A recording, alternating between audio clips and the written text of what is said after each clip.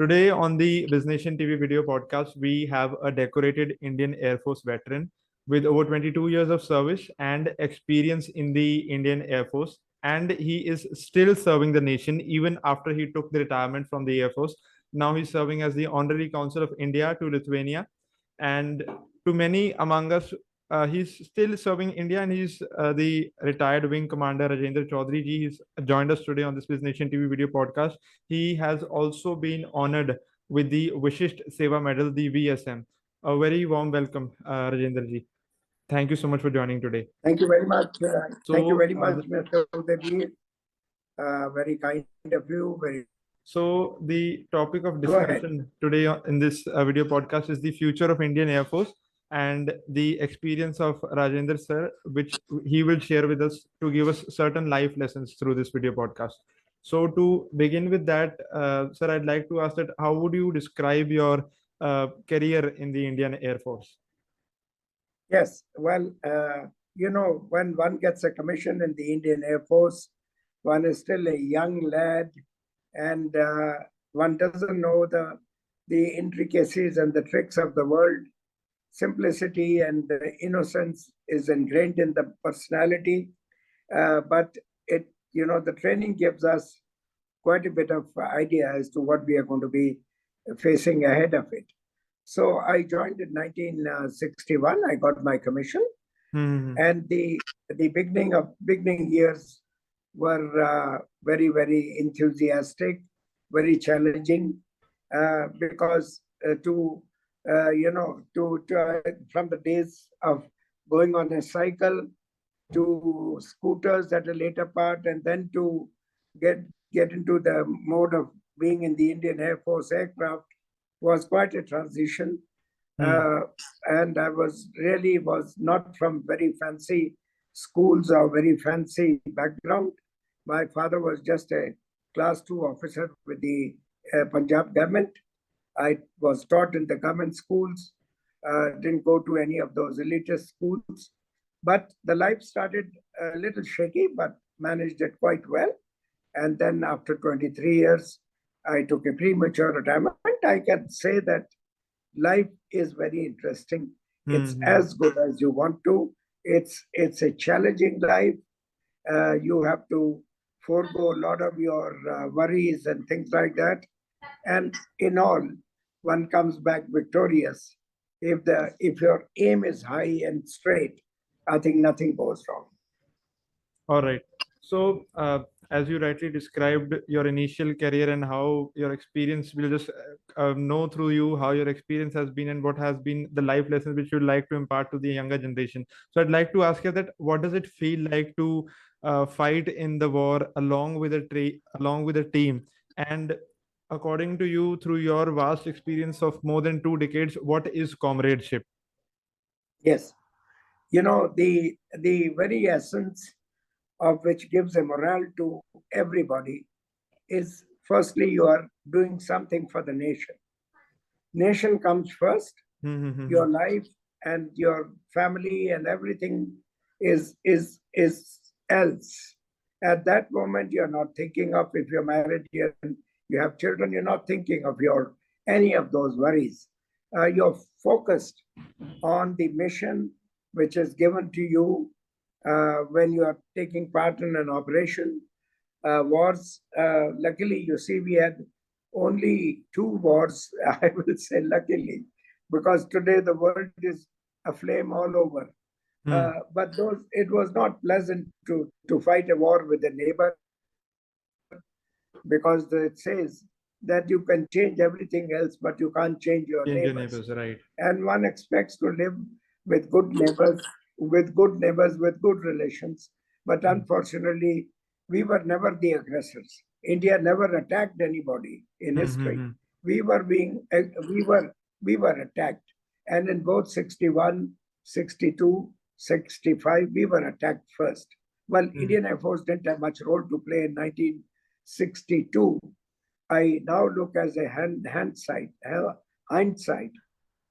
and say that I wish the Indian Air Force had been brought into, but I was just a pilot officer, then about a flying officer, and our opinions hardly matter. It was the policy makers at the level of the Chief of the Air Staff and the government which had to decide at that time whether Indian Air Force should have been drafted into the Chinese war. However, in 65 and 71, it was very challenging.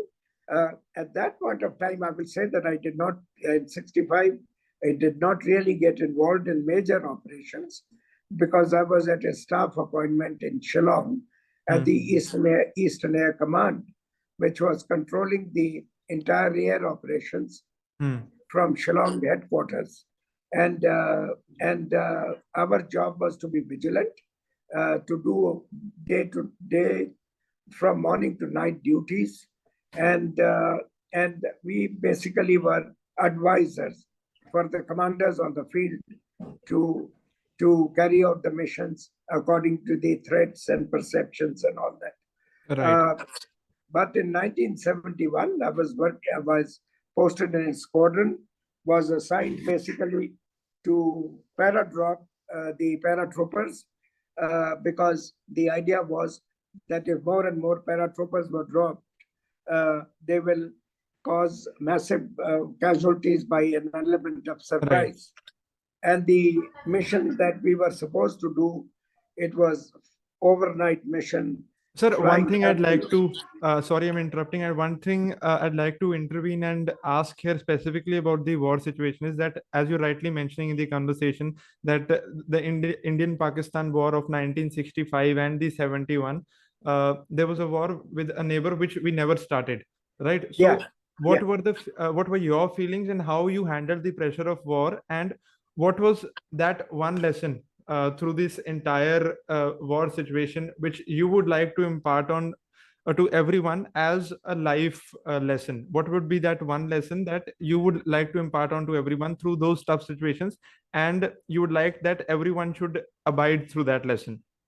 Yeah, thank you very much for this question. Very intelligent question. Yes, prepared we were 4 to 6 months to 8 months earlier. So psychologically, we knew that the war is going to come, because as they say right in the beginning, the war clouds start gathering. It's a question when you are hit. So in that perception, you have to be looking into every aspect. I was a junior officer. I was not one of those who had to make any decisions. We were actually the fighting force. So in a fighting force, you are given the orders, you are given the mission, and your target is to achieve the success. And as a comradeship, it is with people, you have to do it with others.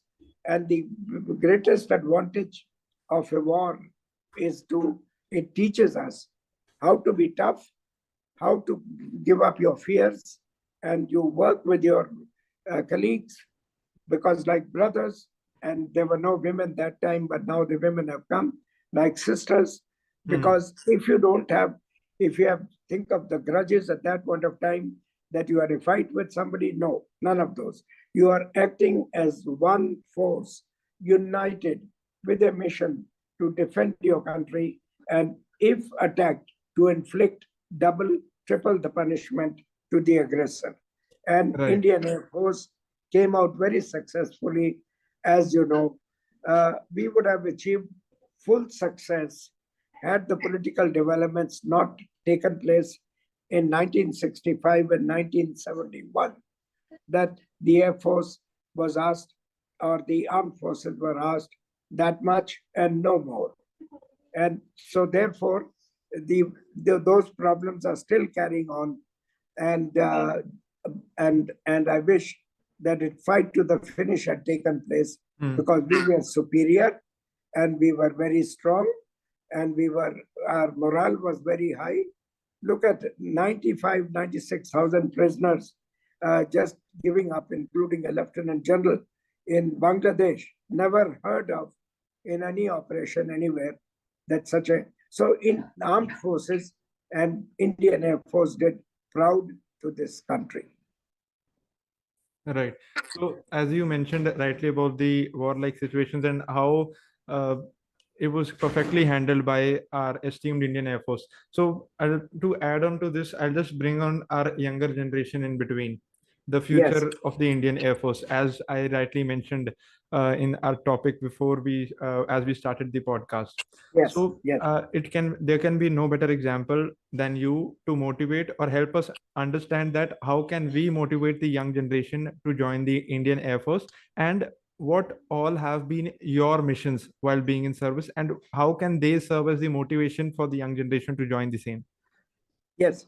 Well, having having heard your question, I have to tell you that I was not successful at all, because I was trying to tell both my sons to come and join the armed Mhm. forces, Indian Navy, Indian Air Force, Indian Army. But they said that every 2 3 years you are moving. We change so many schools. We make friends and we lose friends. That was your And sacrifice. That was your uh, sacrifice. yeah, Uh, and, and they will say that the salaries are less, and there are lucrative careers nowadays available to us, and the situation remained so after the wars, like that the younger generations were not really coming forward to join, and we were always falling short of people. But with the good political leadership and with the challenges which have come again with the Chinese sitting over our borders and the clouds of war building up in our neighborhood, the lot of young people are aspiring to join the armed forces. The careers have become good, promotions have become good. The salaries have become the salary that I used to get. Imagine when I left as a wing commander, my salary was about 4,000 maximum. And all today, the wing commanders are getting almost 40 times more. So it's very encouraging. Of course, the cost of living has gone up with all the free rations and with all the accommodation and excellent life, uh, canteens, clubs, and schools admissions, not a problem. I am always visiting colleges whenever I come to India, and I mhm. try to inspire young people that Indian Air Force is the only way out for you to be uh, to be opting for, and a lot of people are opting. I was mentioning that today I have visited many universities. Whenever I come to India, I visit many schools. The Mhm. response is much more nowadays. And secondly, Sainik schools was always looked down upon, that they were not the best of the schools to join. But today, there have been 2 times such things that 3 course mates of the Sainik schools have become the chiefs of all the 3 services. Till recently, November, December, the 3 chiefs were batchmates, and about 25 years back, the 3 chiefs were batchmates, and they came from the Sainik schools. May not be the earlier lot, but these 3 definitely came from the Sainik schools. So the Sainik schools and the government schools and the other schools, even in the public schools, there is an awareness now that Indian Air Force is a good career with all the prospects of promotion and the facilities and the good salaries. So I still would, now I am not in a position to give them from my from my point of view, but still Mhm. people listen, and I find that the response is getting better, but there is always sky is the limit. Right. So one thing I'd like to ask to you that the second name for the armed forces is discipline. So you being a supreme example, you can definitely please share and also explain that how the armed forces, particularly the Air Force, teaches a person to be disciplined in life, and why the young generation should consider taking up the services of the nation as their career. Now I've gone advanced into early 80s, and I can tell you that the discipline which came into me as an officer still has given me virtues and is standing in life, even in the civilian life. Discipline is one thing which makes you goal orientated and listen to the orders of your superiors. If you have any issues, carry out the orders unless you are being given some wrong orders, you try to explain your point of view. But once you are told that these are the instructions, it has been a motto that discipline is the backbone of the armed forces. Right. And discipline in life is very, very important. And that's why it is inculcated upon the parents are always called upon that they should, teach their children right from very early age. And by and large, I don't think we have any major disciplinary problems in the armed forces. And Definitely. people are very, very obedient, and they Uh-huh. fight and they get the orders straight. And I'm sure that the discipline will always remain in the armed forces. Yeah, so something I'm very keen to ask on, considering your dedication for the services which you have provided for more than 2 decades for India, and you're still serving as a Consul of India to Lithuania. One thing that comes into mind is that uh, if you were reborn, right? If I'd like to ask that if you were reborn, what would you like to be again in life? Oh, very interesting question. Udaiveer, that means that one must believe that there is a life after this life. Huh, And right. the Indian philosophy says, yes, there is. If I was to be reborn, I would love to join the Indian Air Force all over Wow, again. And I will that's good. say that I will not leave after 23 years, but I'd rather like to serve the full tenure, not because if I'd stayed on, I would have become group captain or an air commodore or an air vice marshal. Hmm. That is not the consideration. But it is such a dedicated service, and it is always in the service of the nation. And if you are serving a nation, I think the best job is in the world is to serve the nation Right. in the yeah. So if I'm born again, my can be army, can be navy, but I think as a flyer, we definitely have better, a chip on our shoulder. This is the difference. Salute to your dedication, sir, to be again choosing that career and not just ending up with 22 years, but many more and serving for many more. So, Yes. Yeah. to add on to your contribution to our beloved India, I'd like to ask that as you are the Honorary Consul of India to Lithuania, right? And you're still serving India after retirement. So, how are you exactly doing that? And in that, I would also like to ask that what is the Employee Foundation and how is it helping the young generation through you, through your initiatives from India towards Lithuania? Yeah. Well, one thing is that uh, uh, in the last, I have been honorary consul now for almost a decade and a half. Mhm. And one thing that I'm very proud of is that in another foreign country of which I'm the citizen, I still like to be called by my rank, wing commander. I do not like to be called Mr. or Shiri or anything like that. And even the my appointment letter, as they call it, letter of commission by the president of Lithuania, Mhm. the president of India, appointing me as the honorary consul, says that wing commander so and so. So I'm proud that of that rank.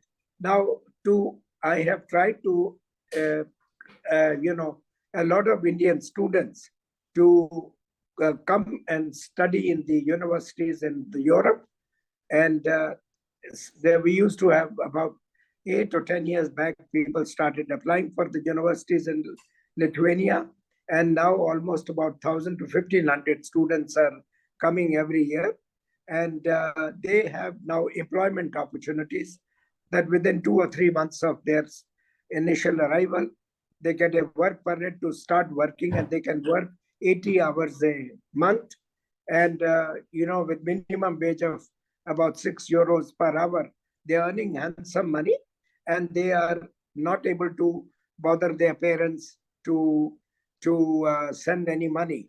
So the employment opportunities have been opened up in Lithuania, and I'm sure in the other European countries also.